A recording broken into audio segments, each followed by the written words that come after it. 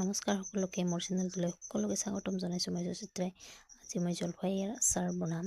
কেনেকৈ বনাম আপোনালোকক দেখুৱাম। এয়া মই জলফাই লৈছোঁ, 1 কেজিমান পৰিমাণৰ কাটি লৈছোঁ। এইখিনি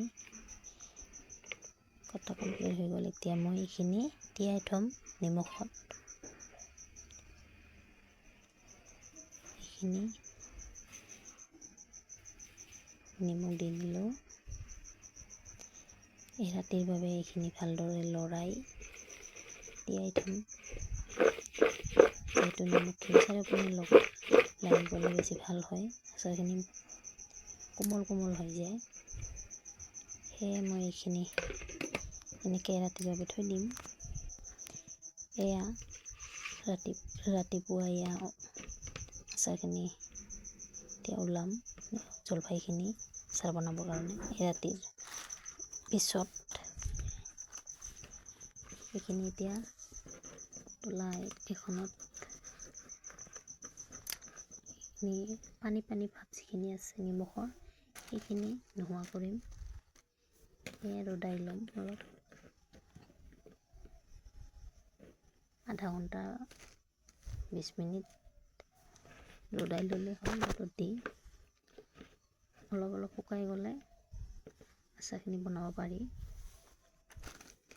পানী ভাৱটো থাকিলে আচাৰখিনি বেয়া হ'ব পাৰে। সেয়ে পানী ভাৱখিনি নোহোৱা কৰিবৰ কাৰণে মই এইখিনি মেলি দিম।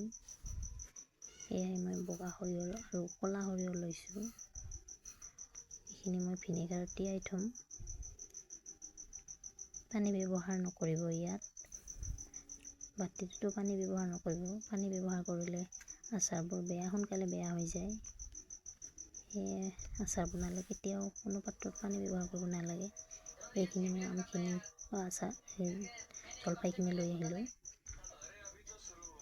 এয়া শুকালে, ইমানখিনি শুকালে হ'ল। এইখিনি বনাবৰ কাৰণে মই এতিয়া মছলা লৈছোঁ। এইখিনি ৰেড চিলি পাউডাৰ লৈছোঁ, আৰু এয়া গুড়ি কৰি লোৱা পাঁচফোৰণ, এইখিনি হালধি, আৰু এইখিনি সৰিয়হ পিচি লোৱা সৰিয়হখিনি। আৰু কেৰাহীত মই তেল গৰম হ'বলৈ দিছোঁ। এয়া এতিয়া মই মছলাখিনি ইয়াত মিহলাই ল'ম। 1 চামুচ দিলোঁ, 2 চামুচ, 3 চামুচ, 4 চামুচ দি দিলোঁ। কোনোবাই বেছিকৈ খালে বেছিকৈ দি দিব পাৰে মছলাখিনি। মই কমকৈ দিলোঁ। ইমান বেছি মছলা দিলেও সোৱাদ বেয়া লাগে, টেষ্টি নহয়। সেয়ে মই হালধিৰ গুড়িখিনি দিলোঁ অলপ। হালধিখিনি ৰ'দত দিয়াৰ সময়তো মিহলাই দিব পাৰে, কিন্তু মই দিয়া নাই কাৰণে এতিয়া দিলোঁ। সৰিয়হখিনি পিচি লোৱা দিলোঁ। আচাৰ বনোৱাৰ সময়ত কোনো পাত্ৰত যাতে পানী নাথাকে, ভালদৰে মুচি লৈহে বনাব লাগে। আচাৰখিনি যিটো পাত্ৰত থবা সেইখিনি ভালদৰে মুচি ল'ব লাগে, নহ'লে আচাৰখিনি বেয়া হৈ যায় পানী থাকিলে। সৰিয়হখিনি দি ল'লোঁ ভালদৰে।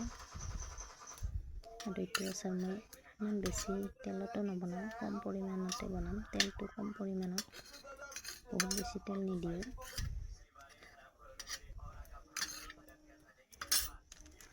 যিহেতু মই আচাৰখিনি নিমখত তিয়াই লৈছোঁ, কোমল কোমল হৈ গৈছে, সেয়ে কম তেলত বনালেও টেষ্টি হয় খাবলৈ আচাৰখিনি।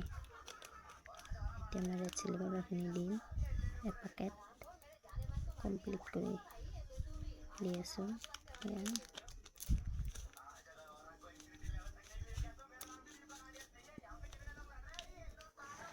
মছলাখিনি মই কমপ্লিট দিয়া হ'ল, আৰু বাকী বেলেগ মছলা মই একো নিদিওঁ। এতিয়া এইখিনি মিহলাম ভালদৰে মিহলাই লৈ গৰম তেল দি দিম। তেলখিনি কেৰাহীত নিদিলেও এইখিনি গৰম কৰি এইটো দিব পাৰে। মছলাখিনি মই কমপ্লিট মিহলোৱা হৈ গ'ল। এতিয়া মই কেৰাহীত দিলোঁ, কেৰাহী দি দিলোঁ আৰু বহুত বেছি টাইম ভাজিব নালাগে, খুব বেছি 2-3 মিনিট লৰাই থাকিলে হ'ল। খুব বেছি ভাজিলে টান হৈ যাব, আচাৰখিনি খাবলৈ ভাল নহ'ব। সেয়ে বহুত বেছি ভাজিব নালাগে আচাৰখিনি, অলপ লৰাই গেছটো অফ কৰি দিলে হ'ল। এয়া হৈ গ'ল আচাৰখিনি। চাওকচোন, দেখুৱাই আছোঁ আপোনালোকক। তাৰপিছত কালাৰ হৈ গ'লে যেতিয়াৰ পৰা বনাই এইটো আচাৰ তেতিয়াৰ পৰা খাব পাৰে।